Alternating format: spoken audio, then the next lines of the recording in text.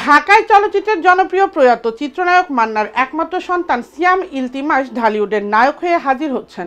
বর্তমানে যুক্তরাষ্ট্রে তিনি সিনেমা নির্মাণে পড়াশোনা করছেন। নির্মাণের দিকেই বেশি আগ্রহ তার। তবে বাবার ভক্তদের ইচ্ছার কথা চিন্তা করে অভিনয় জীবনে প্রবেশ করতে চলেছেন সিয়াম। গণমাধ্যমকে এ তথ্য নিশ্চিত করে সিয়াম বলেন, অনেক বছর ধরেই চলচ্চিত্র প্রেমীরা আমাকে নায়ক হওয়ার জন্য নানাভাবে অনুরোধ করে আসছিলেন। তাদের জন্যই চলচ্চিত্রে অভিনয় করতে যাচ্ছি, নিজেকে তৈরি করেছি।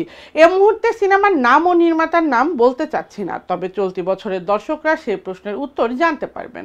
মান্নান পুত্র আরও বলেন, বাবা দেশের নাম্বার 1 তারকা ছিলেন, তার ছেলে হিসাবে আমিও নাম্বার 1 হয়ে চলচ্চিত্রে কাজ করব। আমি পড়াশোনার পাশাপাশি অভিনয়টাও শিখেছি, নিজের অভিনয়ের স্কেলটা বেশ ভালোভাবেই রপ্ত করেছি।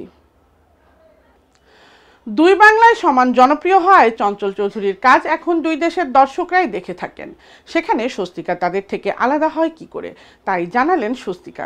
শুভ জন্মদিন চঞ্চল, আমাদের বন্ধুত্ব চায়ের পেয়ালা থেকে কবরের মাটি পর্যন্ত লম্বা হয়ে গেছে, আলাদা করার কিছু নেই। স্বস্তিকা লিখেছেন, ফার্স্ট ডে ফার্স্ট শো দেখার মধ্যে যে এক উত্তেজনা, সেটা কি আর ছাড়া যায়?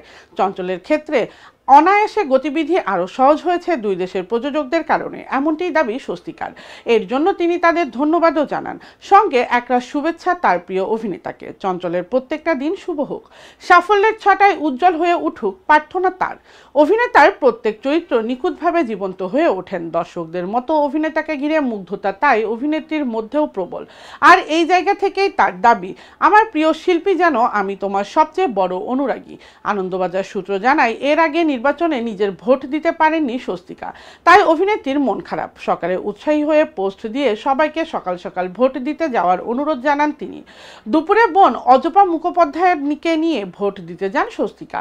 তার এবং তার বোনের নাম ভোটার তালিকাতে নেই, বুথ থেকে ফেরত চলে আসতে হয় তাদের। ভীষণ মন খারাপ হয় তার, তা নেটিজেনদের মাঝে ভাইরাল হয়। আক্কেল গুরুম স্বস্তিকার বিকালে অন্যরকম মেজাজ। আবারও একটি পোস্টে জানান তার মন ভালো হয়ে গেছে, কারণ 1 জুন তার প্রিয় অভিনেতা চঞ্চল চৌধুরীর জন্মদিন।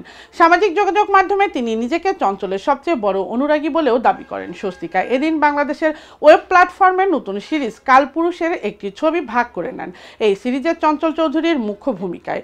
বিবরণীতে লিখেন, এই দিন তার কাছে বিশেষ দিন। না, কলকাতায় যে 7ম দফায় ভোট তার জন্য নয়, তা তার নাম ভোট তালিকা থেকে বাদ পড়েছে বলে তাও নয়। স্বস্তিকা লিখেন, আমার আজকাল বলি কন্টেন্ট ইজ কিং, ঠিক, কিন্তু সেই রাজার ওপর তো মহারাজা আছে। রাজা আছেন, সেই মহারাজও আছেন জন্মদিন। অর্থাৎ দুই বাংলার জনপ্রিয় অভিনেতার নিজের প্রতিভায় স্বস্তিকার হৃদয়ে সবার উপরে। সে কারণে নিজের কাজ নিয়ে যতই ব্যস্ত থাকুন, কখনো চঞ্চলের একটি কাজও মিস করেন না।